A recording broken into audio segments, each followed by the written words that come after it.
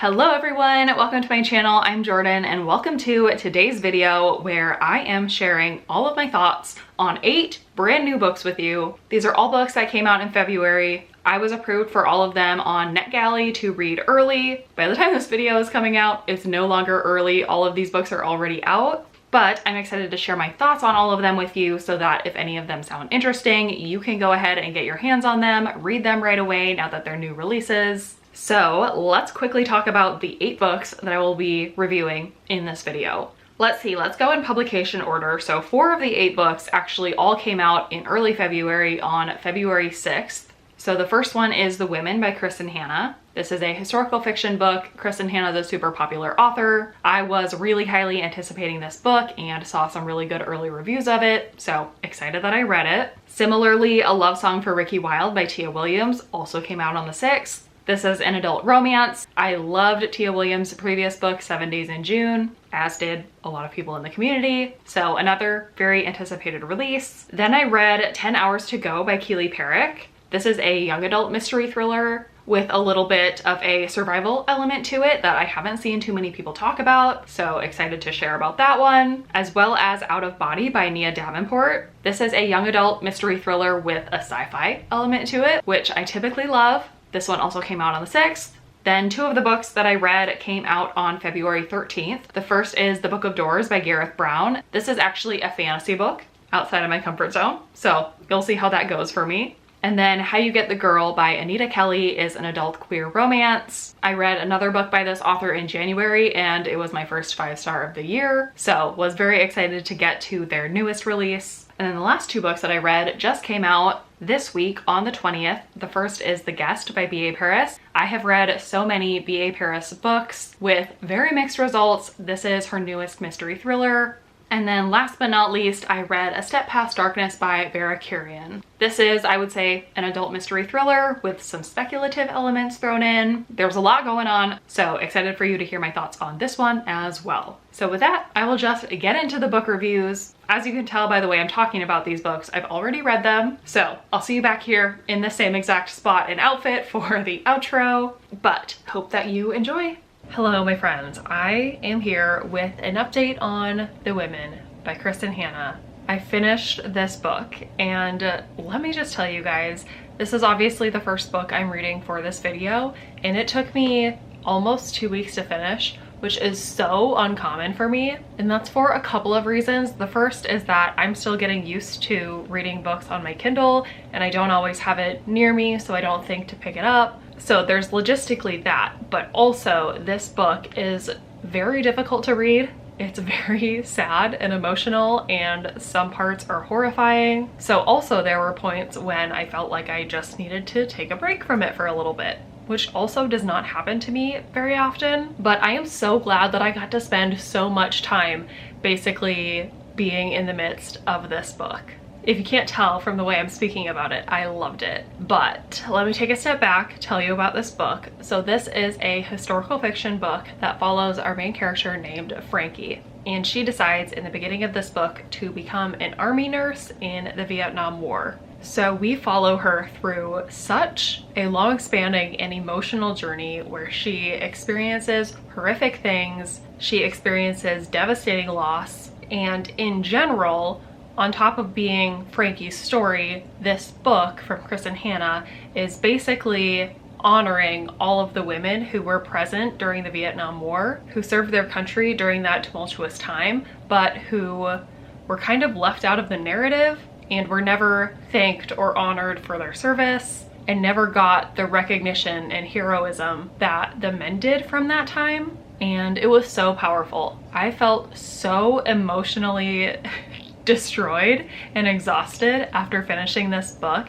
in the best way. I love historical fiction because it often does this for me. I felt so connected to Frankie and I felt more connected to this time in history, which is a time in a war that I don't have any personal connection to. I don't have a lot of knowledge about, but I appreciate that reading a fictional book can make me feel closer to it and give me more of an appreciation for it. It was just so good. In very typical Kristen Hanna form, this book is super emotional, like I mentioned, very female empowerment centric, So I definitely think that anyone who has enjoyed Chris and Hannah's most recent historical fiction books is also going to enjoy this one. I've seen other really positive early reviews for it so far, and I cannot wait for this book to be released and for people to read it and to talk about it with people. There are moments and characters in this book that I already know are going to stick with me for a long time, and I'm excited for other people to read the book so I can then talk to them about very specific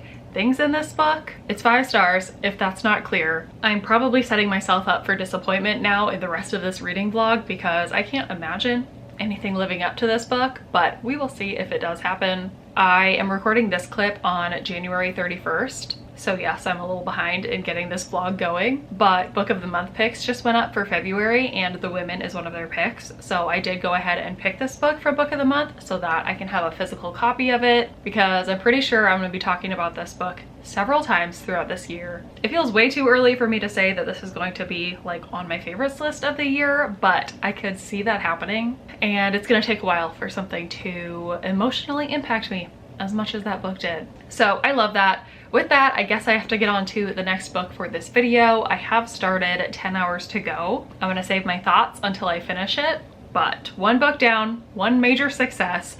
We will see how the rest of this video goes. Hopefully I have more winners, and this is just the start of my best reading vlog ever. All right, I have my next update. I finished 10 Hours to Go by Keely Parrick. This one is an interesting one. I feel like I have a lot of things to say about the book that are not the best, but also I really wanted to continue reading the book and get to the end to find out what was going to happen. It was kind of strange in that I didn't really understand what the tone of this book was trying to be and what the ultimate conflict was, which I'll explain in a second. But that's also what made me want to keep reading it, which I do think is a testament to a book. And even if a book isn't the best written, there is something to say for a really intriguing plot and set of characters. So the plot of this book is we are following a main character who is a senior in high school, and she has just gone to a city like 10 hours away from where she lives to visit a college.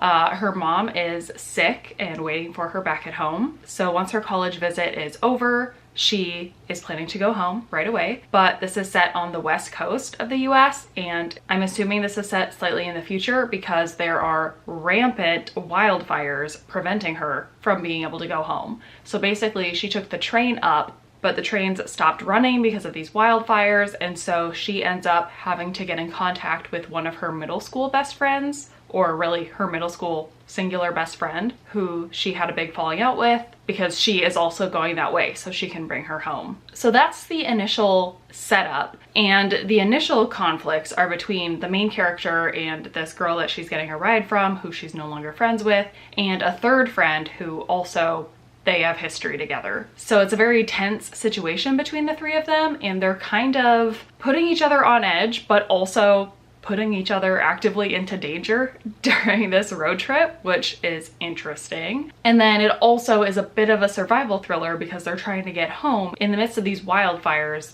blocking their way and making conditions dangerous for them. And I am a lover of survival thrillers, and I often read them in young adult age ranges. I'm not really sure why that is, but this one definitely read as the most young adult in terms of the angst and drama between these characters being so over the top. And that's the part of this book I didn't feel was written the best. It felt really overly dramatic, and like the letters WTF were written many times in the book, not in a way of like somebody is texting and that's what they would say, but like literally the internal thoughts of the main character was like WTF, which I found kind of weird. So yeah, the first like portion of the book, I was kind of feeling it out, wondering where it was going. And then at some point between the middle of the book and the end of the book, I found myself pretty much completely invested because again, that shift happened between their conflicts to their external conflicts taking more of the forefront of the story. So I feel a little conflicted about what to rate this book because I liked it different amounts. I think 3 stars feels right, 4 stars feels a little too high, but 2 stars definitely feels too harsh. So we're gonna go with 3 stars, but there's a lot kind of going into that. And I don't know that I would necessarily recommend this book over other young adult survival type thrillers that I've read and loved before. But if you also love that genre and you're looking for another one and you've read all the most popular ones, then I also wouldn't steer you away from this one. So there's that. What a weird little review. Now I'm getting started in the next book. I have gone ahead and started A Love Song for Ricky Wilde by Tia Williams, and I'm only like 15%.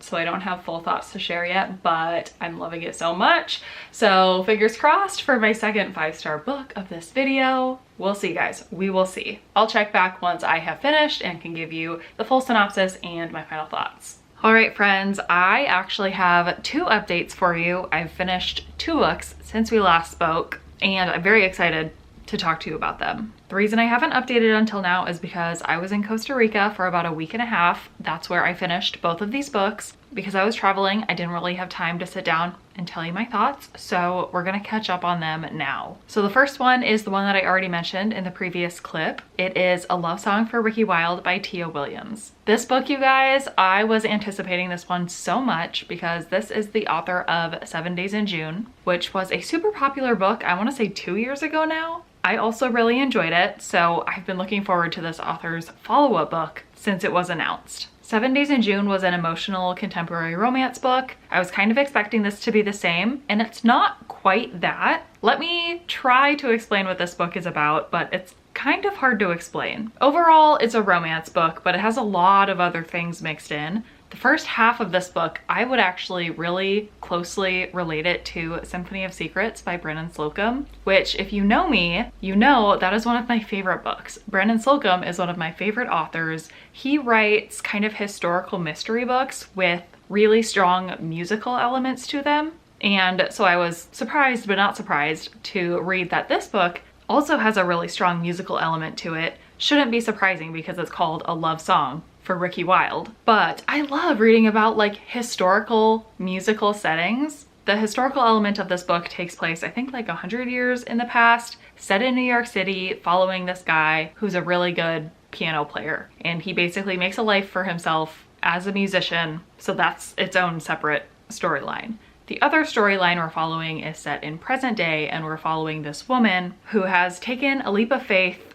left her toxic family, and has decided to move to New York to open her own flower shop. So that's what she's doing. She's doing her thing, and we read about both timelines. Then this book also has a little bit of a magical element and this theme where leap day, or any leap year, the month of February, is special. Sort of magical things start happening, and that was kind of the wild card for me in this book, and the part that I don't want to spoil about this book either, because about halfway through this book you realize how these 2 storylines intersect, and there's something kind of magical about it that I think is fun to discover on your own. So I'm not going to talk about what actually happens, but let's talk about my enjoyment of this book, because as you could tell by that really scattered synopsis, there's a lot going on, and I had kind of different reactions to all parts of it. The historical musical part, like I said, I loved. The first part of this book was definitely my favorite part of this book for that reason. Though I don't think that's going to be the popular opinion. I actually think fewer people are going to like the first half and way more people are gonna like the second half. But we'll see if that's true. The present day female main character I did enjoy. There was nothing sending me over the edge of absolutely loving it, but I really enjoyed it. And then the second half of this book was unexpected for me, but I'm glad to say I did really enjoy it because in the first half I had become so invested in these characters. I had to know how it was all gonna play out in the end. While I can't give it 5 stars, there definitely was something in the second half that dipped for me a little bit in my enjoyment, and the overall conclusion of the story, I think it got to a point eventually where it wasn't surprising. It was fairly predictable in what was going to happen. I did still really like it, and I appreciate this book for being just kind of a breath of fresh air, something different. Even though there are books that it reminds me of, it still feels very unique in how it combined all these different elements together. It was just a very immersive book, and I enjoyed kind of the whimsical element of it. I don't know, it just left a very distinct impression on me and gives me a feeling like I'm going to remember it for a long time, which I think is always a good thing. And I'm glad that I read it, and now I'm even more intrigued to read more from Tia Williams, because now I've read a very realistic contemporary book. I've read this whimsical, magical, historical book. It's like, what else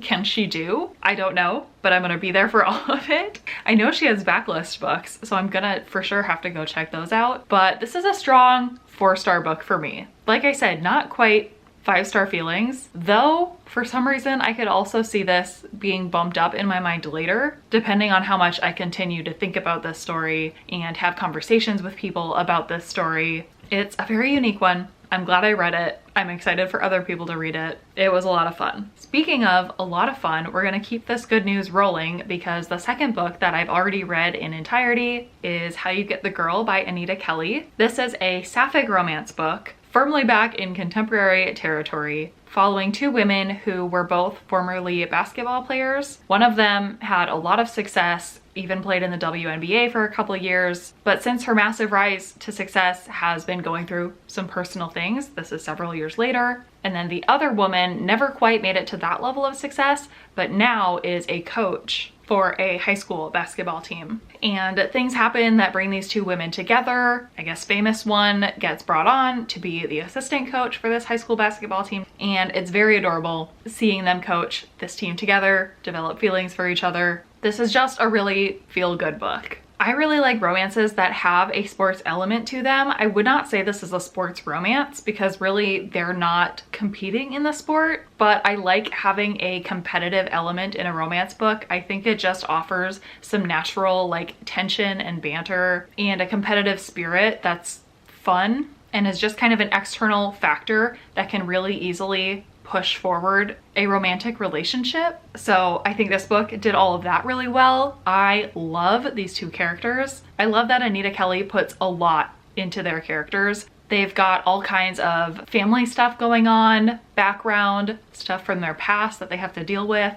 I've said it multiple times before, but I love when 2 characters in a romance have to deal with really difficult issues, both by themselves and together. Again, it feels realistic, and I love just the emotional element that that brings, and this also did that. I really have nothing bad to say about this book. It has a lot of casual queerness included in it, and representation of all kinds of identities, and conversation about discovering those identities or taking your time in discovering those identities, which I think is important to include. And yeah, this is my second NetGalley book, and I will for sure be keeping an eye out for all of their future releases. I think they only have 3 total. I've read 2 of them. The other one I do want to go back and read. All of the characters from the previous 2 books were in this one as well, so that's always fun to see previous couples coming back and interacting with new characters. I just really liked it.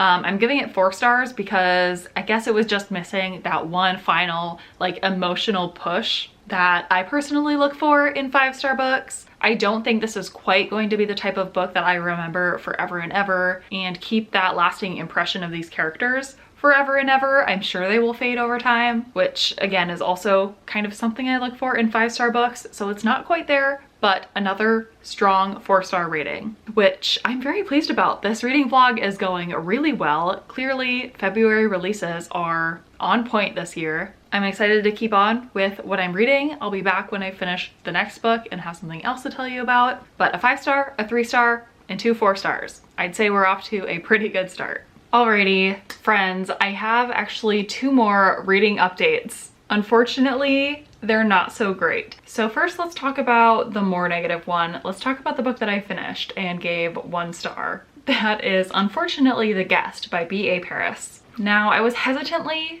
interested in this book to begin with. B.A. Paris is an author who I've read quite a few books from. I want to say at least 4 or 5. And a couple of them I've really loved. Her earlier books in particular, Behind Closed Doors, Bring Me Back, and The Breakdown. I have really fond memories of reading all 3 of those thrillers, but her more recent books, including The Dilemma and The Therapist, have not worked for me at all, and this book is continuing that trend. Basically all this author writes is domestic thrillers, which is her niche. That is completely fine. And I admittedly don't love domestic thrillers. It really takes a lot, or takes a really unique story for me at this point in my reading career to be surprised by domestic thrillers and to enjoy them. Usually I just find them overly dramatic, unrealistic, and not entertaining to read about married people, suburban drama. So that might have been my mistake to pick this book up, because it is all of that to a T. But, you know, I wanted to give her a chance because I've loved her in the past.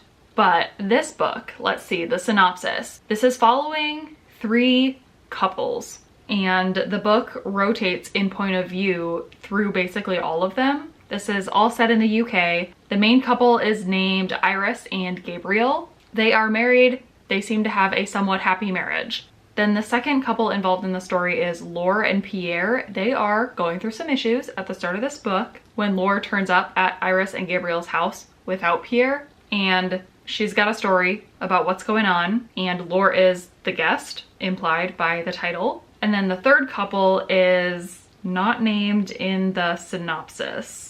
It's basically a new couple that has just moved into this neighborhood a little ways down from Iris and Gabriel. So as you can guess, this is just a big story of how these characters are all intertwined. They've all got secrets that they're keeping from each other, and that's one of the big problems I had with this book, and that I also had with the book The Dilemma by this author, which I know a lot of other people also didn't enjoy, because the characters are just keeping these strange secrets for absolutely no reason. And like, they will almost come up in conversation, but they'll choose to just not talk about these things, again, for no reason. Like, these people do not behave how normal humans behave. And like, some people will know a secret, so 2 people will be talking, and one character will be like, shouldn't you tell your husband about this thing that you're worried about? And the wife will be like, no, I think I'll wait. And it's for no reason other than for them to all have secrets from each other. It's just a very weird thing to have in a book, and also makes for a very boring reading experience, because eventually secrets get revealed and you end up reading the same conversation between characters 2 or 3 times, because they'll tell one character about it, keep it from the other, and then eventually end up revealing it to the other character and saying the exact same thing over again. So all of that I just didn't enjoy, and I would not recommend it to other people, even people who like domestic thrillers. I don't know. I feel like there are some that I have been impressed by and surprised by, and this one I wasn't. The big like twist and reveal in this book I found pretty unsatisfying, and I think people are going to dislike how and when it's revealed in the book. It would be kind of a spoiler to say when it is, but I know it's something that bugs people when it's done like this. So I just didn't enjoy really anything about the book. So it's getting 1 star, which feels a little harsh. I always feel bad giving 1-star ratings, but in my own internal rating system, I reserve 1 stars for books that I really wouldn't recommend to anyone. And I truly can't think of anyone that I would recommend this book to. So it's gotta be 1 star. Nothing about it was truly offensive, which is good, but it just wasn't entertaining. It wasn't surprising. It wasn't realistic. It wasn't fun. Those are all things I look for in books, and especially thrillers. So 1 star, not a winner, not a fan, would not recommend. So with that, let's move on to the second book that I attempted to read, and that is The Book of Doors by Gareth Brown. Here's the thing about this book, it's a fantasy book, and I don't really read fantasy. The synopsis of this one did intrigue me, which is obviously why I requested it on NetGalley and why I did give it a try. It's about this main character who obtains this book that is a magical book that allows her to go through doors, and basically when she walks through one door, she can visualize another door to a different location, and then she will physically be transported there. So very fun and whimsical, and I was interested to see where this book would go with that premise.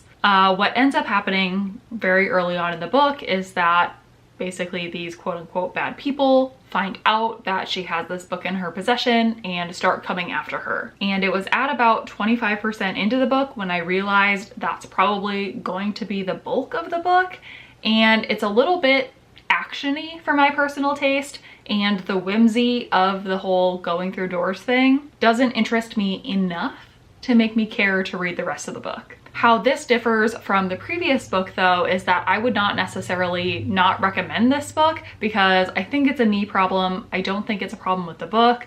I do think fantasy lovers, people who like high action, they like that kind of chase, especially when you introduce the fantasy element and that she's like escaping through these magical doors. If that sounds interesting to you, I think you could like this book. So don't take my DNF as a true review of it. Just know that it didn't fit my personal tastes and I chose not to continue with it because any negative rating would have been my own personal bias going against an otherwise perfectly acceptable book. So that's the story of that. So with that, I am down to only 2 books left in this video. I've actually started both of them. Out of Body by Nia Davenport I have on audio, so I've been listening to that one. And then A Step Past Darkness by Vera Kurian, I have just the ebook version, so I've been reading that on my Kindle whenever I get a chance. So I'll be back once I have finished either one or both of those books and can give you the final reviews, and then I will finally be well on my way for posting this video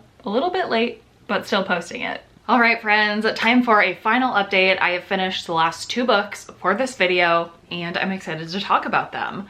Interestingly enough, these 2 books are also kind of similar in my thoughts and ratings and in the fact that they both have kind of speculative elements to them. So that's interesting. Let's start with the first one that I read, which is Out of Body by, I believe it's pronounced Nia Davenport. This is a young adult mystery thriller with a bit of a sci-fi element to it, about this girl who is in high school. She befriends this new girl over the course of several weeks. They become close, and then one night they go to a party together. The main girl is offered a drug by her friend, so she takes it, and then the next thing she knows, she wakes up and she's in the body of her friend. She has no idea why, she has no idea how, and at the time she wakes up, she's alone. Her friend is nowhere to be found, so she's not sure if they switched bodies or what is going on. So it's kind of a wild ride from there. I love young adult thrillers with sci-fi elements in them, so this is definitely up my alley and I can see why I chose to read it. At the beginning, I was a little skeptical because it really jumped right into the action and I was afraid I was never going to become invested in the main character or in any of the characters. But I think over time, this book got better and better, and eventually you learn more about this character, you learn more about the other character and what drove her to do what she did. You get to the root of these characters' issues, and there's some bigger commentary within this book, which I also appreciate. These girls are both Black, so there's a lot of discussion about the different things they've gone through and societal issues that have made their lives even harder than they have to be. And even in the solving of this mystery they're in, there are greater dangers at play from within their community, within their society, that they have to be conscious of that are different than if this were 2 white girls who probably would be completely believed and trusted in everything they're saying. So that was a really interesting element that I wholly appreciated by the end of this book. I ended up rating it 4 stars, which surprises me based on my initial feelings of the book, but I'm really glad that I stuck with it. And I would definitely recommend it to anyone who that initial premise sounds interesting to. It's definitely a me type of book, so if you like things similar to me, you might like this one too. Then the last book that I finished is A Step Past Darkness by Vera Kurian.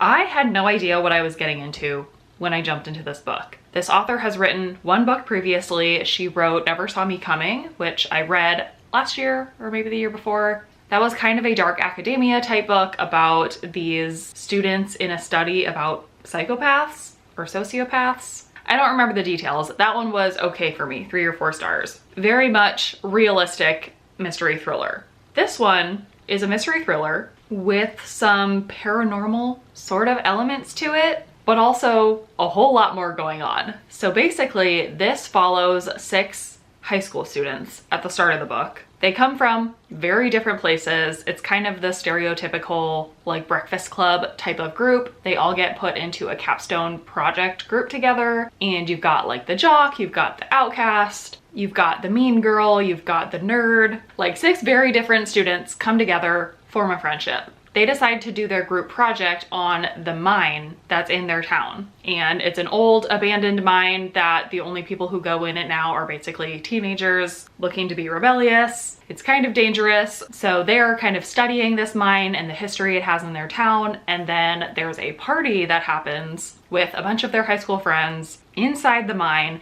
and something terrible happens that day that basically the 6 students have a secret about. And then the book jumps forward like 20 years, I think it is. They've all disbanded as a friend group. They haven't been in contact really because of what happened on that night. But now something has happened to one of the group members that makes the rest of them go back to the hometown to solve the mystery of what happened to that group member and also dig a little bit more into what happened 20 years ago. So there are a few tropes there that are pretty common in mystery thrillers, but this one felt really different because of those paranormal elements I mentioned. One of the group members has a little bit of psychic abilities that are present in the beginning of the book, but you kind of learn more about as the book goes on. Also, the things that happened in the mine and within this town are a little bit speculative in nature. So also this book is kind of compared to It because of that, by Stephen King, which I have not read. I've seen bits and pieces of the movie. I know basically what it's about, but I'm not a fan by any stretch. So it's interesting seeing those comparisons because it's basically a group of friends a bunch of time later solving this long-standing speculative mystery in their town from the past. Does that make sense, those parallels? I feel like it does, and I've seen it mentioned in other reviews of this book.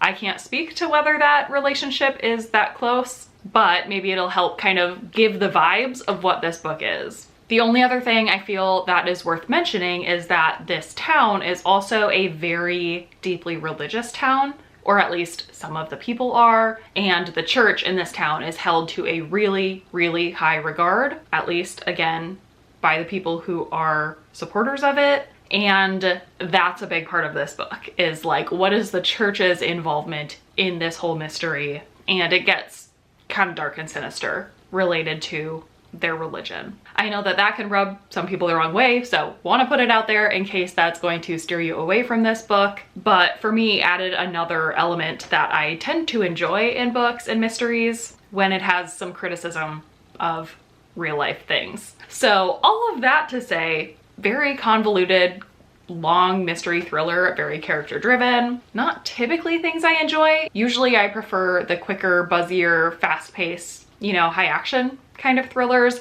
This isn't that, but by the end, I did come to enjoy the story for what it is. This book is over 400 pages and you rotate through the perspectives of the 6 characters in this friend group. And I thought the author did a really good job of differentiating them and making them all interesting and people that I care about, even if I liked some of them more than the others. By the end of the book, you really come out caring about all of them, especially because they're all friends, they're working together. So I appreciated that. As far as the solving of the mystery, was I overly surprised, shocked, impressed? Not really, but it was fun reading about them solving the mystery. Maybe it could have been shorter and a little bit more to the point, but it feels like this is kind of the project the author was setting out to do, was to have a grander mystery with a really big scope and a really big impact to this town and these characters. So I can appreciate that. I feel like my rating is kind of in between 3 stars and 4 stars right now. I imagine as time goes on, I will forget more and more of the details about this book because there are just so many. So over time, it'll probably teeter more towards 3 stars. But I do also respect that this is, I don't know, is it different for this genre? I feel like it is. Even though I compared it to a really well-known other book, I can always appreciate like a revamped version, a modernized version of a book that is so known and beloved. I don't know. I think I'm gonna land at 3 stars. That feels right for now, but I'm interested to hear thoughts and reviews from other readers, especially people who know what they're getting into going into it. Like, if you pick up this book, know that you're in it for the long haul. You're gonna learn a lot about these characters. Be patient with it, and hopefully you'll appreciate it for what it is and the speculative elements that I mentioned. I'm not someone who typically enjoys those in books or mystery thrillers, I don't feel like it detracted from my reading experience, but maybe someone who does like that in mystery thrillers would appreciate it even more. So I hope that that's true. So with that, those are all of the February NetGalley arcs that I read. This video is coming out definitely later than I intended, which means these are not early reviews, but they are new reviews. And if any of the books I talked about sound interesting to you, you can already go and pick them up, which is exciting. So let me know if you've read any of the books I talked about, or you're interested in reading any of the books that I talked about. Let me know which ones those are. Let me know if you've read any new releases, any February books that you particularly loved and want to talk about. Other than that, I don't think I have anything else. So thank you so much for watching this video, and I will see you in my next one.